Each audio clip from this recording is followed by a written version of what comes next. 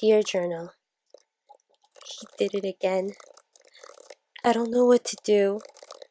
Times like this, I would cry in Mom's arms while she tells me to pray, but Mom's gone now, and so are the prayers. Mom used to always say, pray and God will protect you. Well, where is God now? Is this his idea of protection? How could he take away the one and only person that mattered to me most in this world? She was the only person that kept Stepmonster in line, kept him from hurting me. I'm done praying for nothing. I need to get out of here. Anywhere is better than here. Dear Journal, well, I actually got out. I'm staying with Sophia for a while. To be honest, Sophia was the last person I would have gone to for help. We used to be best friends in elementary school until high school came along and changed everything. Sophia and I would hang out here and there, but then one day we just stopped talking. Sophia became distant while I hung out with my church friends, and at the time I would turn to my church friends for everything and anything. They were practically my second family, especially Jenny. She became one of my closest friends.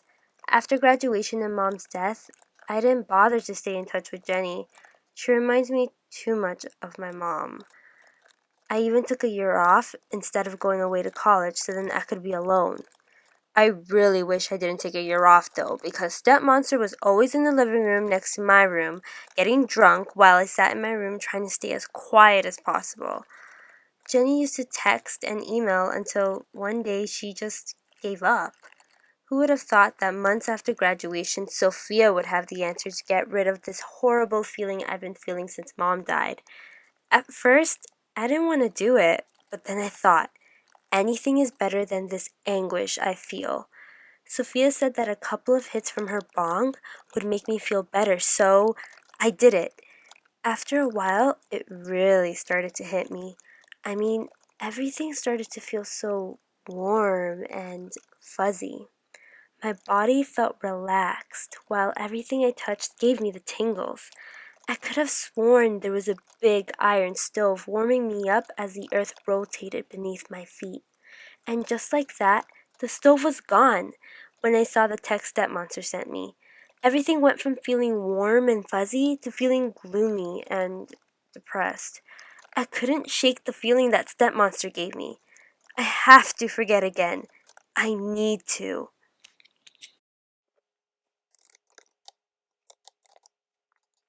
Dear Journal, Soph gave me something stronger last night.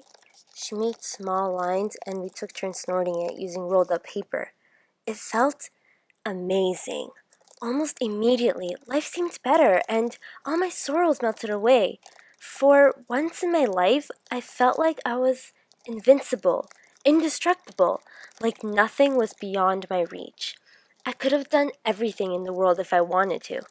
Every time I stared at the lines, I was craving and excited for more, as if I were about to eat a gleaming roast goose, if that makes any sense. Then Stepmonster called me. He ruined my buzz, and now he was trying to ruin this ultimate experience? So I made the horrible mistake of answering the phone. There was a lot of yelling, cussing, and all that sort of thing. The feeling wasn't the same afterwards. I felt paranoid, like I kept on checking the doors, windows, heck, even the vents. Even though I stopped believing in God, when Mom died, I still felt like I did something really wrong. Does that make any sense? Actually, the feeling was more like a cold, damp wall was blocking what I truly need. I need to feel happy again.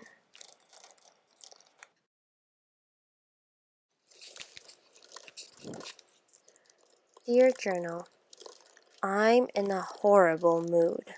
Starting to feel the side effects of the crystal that Soph warned me about. Everything was going amazing until I saw the dumbass snow. Ugh, this sucks. It was actually the most exhilarating feeling yet. The high doesn't really compare to anything else, and it's incredibly fun. I felt more alive than I ever thought I could. The best part is that it lasted so fucking long. It was just like the Coke I tried last week, but longer and better. The energy I had was unbelievable. If Soph didn't stop me, I would have jumped off the balcony because I was sure I was going to land on my feet. When I first inhaled the rush, immediately made everything look better.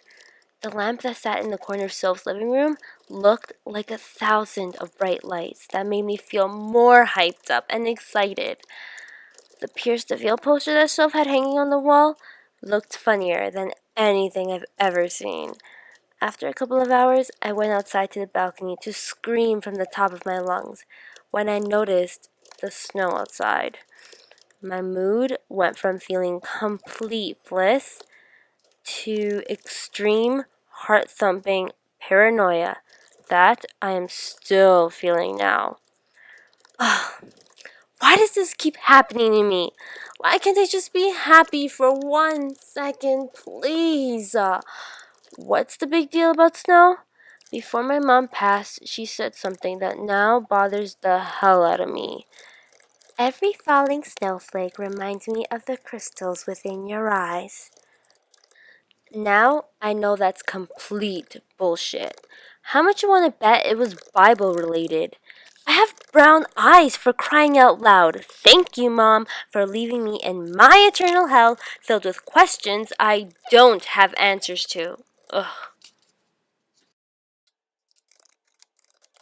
Dear Journal, I went home to pick up some of my stuff today.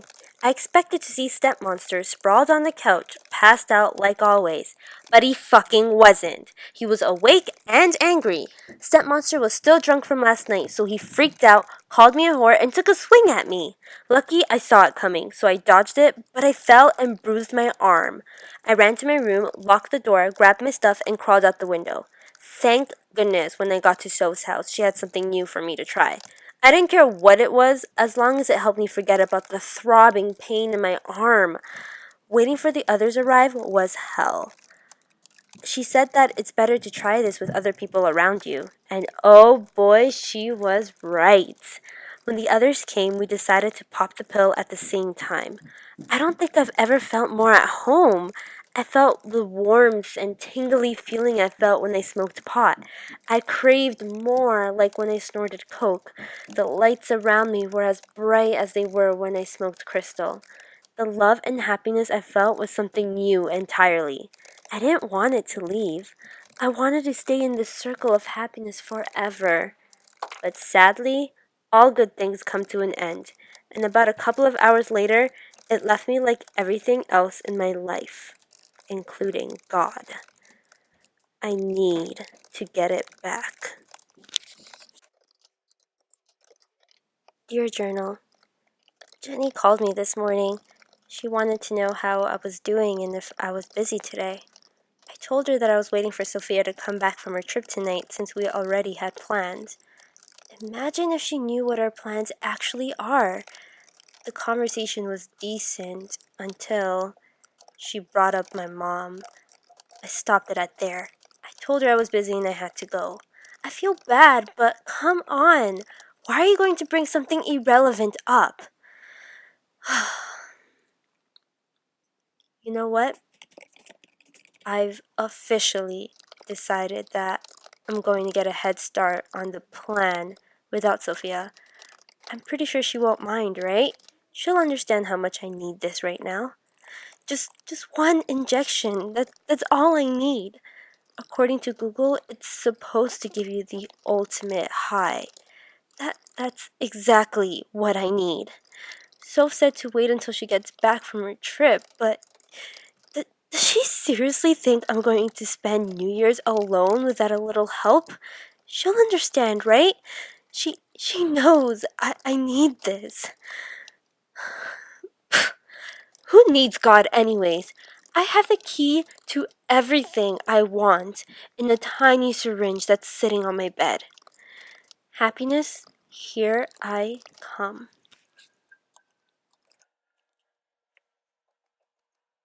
Dear Journal, wow, Where to begin? Reading this now gives me the chills. Weird how things work out, right? One minute I think I'm doing myself a favor by shooting up, and the next I'm a converted Christian. How, you may ask? Well, it was a long and somewhat painful process to get where I am now. It involved a lot of crying, screaming, and so on. The night when I thought heroin was the way out was the night I died. I do mean physically, not spiritually. It seems like it all just happened yesterday. I was sitting on my bed, hearing voices in my head telling me to do it and voices telling me not to. I chose to listen to the wrong voice. I did it. I remember feeling very relaxed. My thoughts were a lot clearer, and I had no desire to do anything. It was like a warm wave washing over my body that eliminated any feelings of sorrow, regret, anger, stress, and guilt. As the warmth ran through my veins, I felt my muscles instantly relax as my eyes slowly began to close. I remember trying to keep my eyes open, but my body wouldn't let me, and just like that, I was dead. According to Jenny, she came over after the countdown because she had a weird feeling at the pit of her stomach. When no one answered the door, she comes in and finds my lifeless body laying on my bed. She pumped my chest until the ambulance came and took me away. The doctor said I overdosed, and it was a miracle that Jenny was able to get my heart pumping again. He has no idea what I saw during my temporary death. I remember everything being dark. Then suddenly there was a warm light around me. I saw a tall, beautiful woman waving at me from afar and as I got closer, I realized it was my mom. She grabbed my arm and told me that it's not my time to go yet, that God has something special planned for me.